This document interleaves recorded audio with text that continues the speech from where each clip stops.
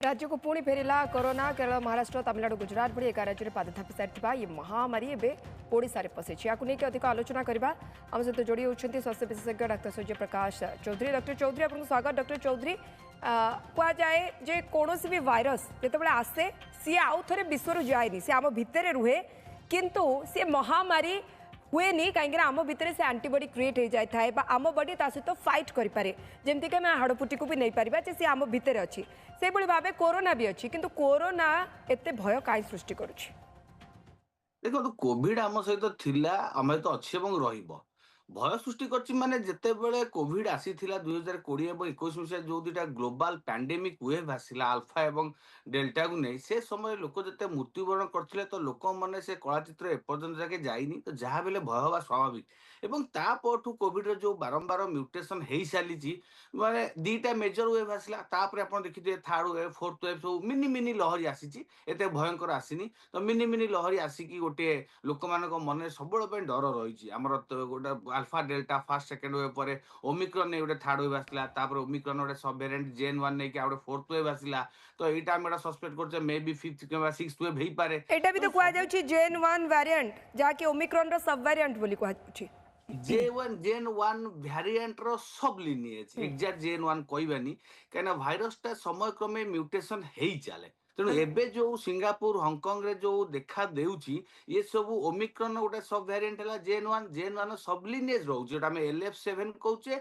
एवं NB18 एई दीटा वर्तमान surge होबार लक्ष्य माने मूल कारण या सहित KP1 और KP2 भी सर मते टिके बुझे दियंतु ये वेरिएंट केते डेंजरस एवं खास करी को एज ग्रुप को अधिक अटैक करि पारे। प्राय तो ओमिक्रन परठू जहाँ म्यूटेशन आप देखिए सब गोटे कि दीटा स्पाइक प्रोटीन है किसी मेजर म्यूटेशन है तेणु ओमिक्रन विरुद्ध जो आम वैक्सीन नहीं कि जहाँ नेचुरल एंटीबॉडी अच्छी से रोग प्रतिरोधक शक्ति या लड़े कर सहायक हम जदियो कहवा अधिक ट्रांसमिशन हो पारे किंतु एते गुरुतर हेबे नहीं। द्वितीय जिनस जेहेतु आम वैक्सीन नबार बहुत दिन हो गला बहुत लोग बुस्टर डोज नहीं ना आम 2021 जानुरी 16 टीकाकरण कार्यक्रम आरंभ करते कोवैक्सीन कोविशील्ड नहीं 4 वर्ष उपर बीती गला से समय भी आम बारंबार कहीचे एगुड़ा सब इमरजेंसी यूज अथराइजेशन दि जाऊँगी टीका हुए तो पर वर्ष बुस्टर डोज दरकार पड़ो क्या ए टीकार अवधि कि ओमिक्रन को लड़े कर भाइरस को कोविड भाइरस लड़े कर अवधि हूँ वर्ष 1.5 वर्ष ए भितर 4 वर्ष बीती जबार प्रायतः लोक मान देहरे जो नेचुरल एंटीबॉडी हो कि जो कोविड रिलेटेड जो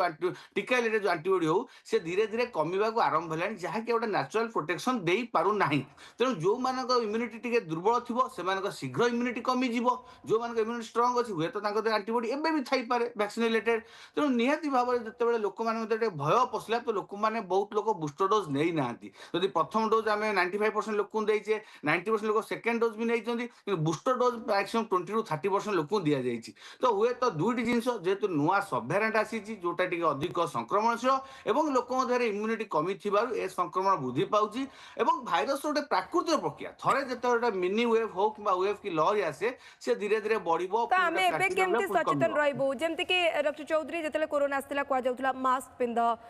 टिके दूरता अवलंबन कर किंबा घरे हाथ धोइबा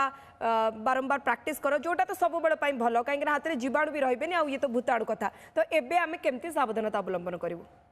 सावधानता अवलंबन करा सही रास्ता समान मूल मंत्र से जो आम कहे मास्क पिंधा सोशल गैदरिंग अवॉइड करवा बाहर को जीवानी जो मान को लक्षण रोचे से घरे रुहतु ट्राभेल टाक बहुत मात्रा अवॉइड कर आप गोटे सिक्वेन्स देखिदेवे देखो सबू थर से गोटे केरल महाराष्ट्र ही सब हटस्पट हो रोचे से आरंभ हो धीरे धीरे ओडिशा अधिक विदेश गस्तर लोक जाती आसर आप कहते कहीं सिंगापुर चाइना ये सब जगह अधिक देखु आस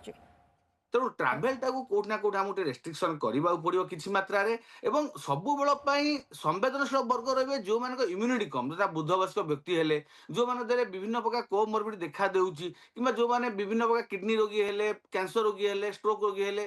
तेणु एम सब संवेदनशील वर्ग रे एम क्षेत्र में रोग होबार गुरुतर हबार आशंका रोचे युवक मैंने बेसी किसी प्रभावित हेबेनि पिला माने बेसी प्रभावित हेबेनि जहाँ हांगकांग एवं आमर सिंगापुर रिपोर्ट आसुची जो संक्रमण 14,000 20,000 टपी गलानी 30 ঊর্ধ্ব লোক মৃত্যুবରଣ କଲେଣି ତ ସେଇ ଜାଗାର ରିପୋର୍ଟ ହିସାବରେ ସାଧାରଣତଃ ଏ ଭ୍ୟାରିଏଣ୍ଟରେ ଏମାନେ ସମ୍ବେଦନଶୀଳ ବର୍ଗ ରହିବେ ତେଣୁ ଏମାନଙ୍କୁ ନେଇ ଗୋଟେ କିଛି ଫୋକସ୍ କରିବାର ଅଛି ହୁଏତ ମୋତେ ଲାଗୁଛି ପରବର୍ତ୍ତୀ ସମୟରେ ସରକାର ନିଷ୍ପତ୍ତି ନେବେ ଯେ ଯେଉଁମାନେ ହାଇ ରିସ୍କ ରହୁଛନ୍ତି ସମ୍ବେଦନଶୀଳ ବର୍ଗ ରହୁଛନ୍ତି ସେମାନଙ୍କୁ ନିହାତି ଭାବରେ ଗୋଟେ ବୁଷ୍ଟର ଡୋଜର ଆବଶ୍ୟକତା ପଡ଼ିପାରେ ଯଦି କାଲି ସଂକ୍ରମଣ ସଂଖ୍ୟା ବୃଦ୍ଧି ପାଇଲା କାରଣ ଆମର ମୁଖ୍ୟ ଜିନିଷ ହେଉଛି ଭ୍ୟାକ୍ସିନ୍ ଦେବାର ଯେ ମୃତ୍ୟୁଟାକୁ ଅଟକେଇଦେବା ओके ସଂକ୍ରମଣ ତ ନୂଆ राइट ଭ୍ୟାରିଏଣ୍ଟରେ ବୃଦ୍ଧି ପାଇବ ବଟ୍ ମୃତ୍ୟୁଟାକୁ ଚେକ୍ କରିବାକୁ ହେଲେ संक्रमण ଯେଉଁ हो घातक न हो कहीं ये भाइरस सब बेले आम सहित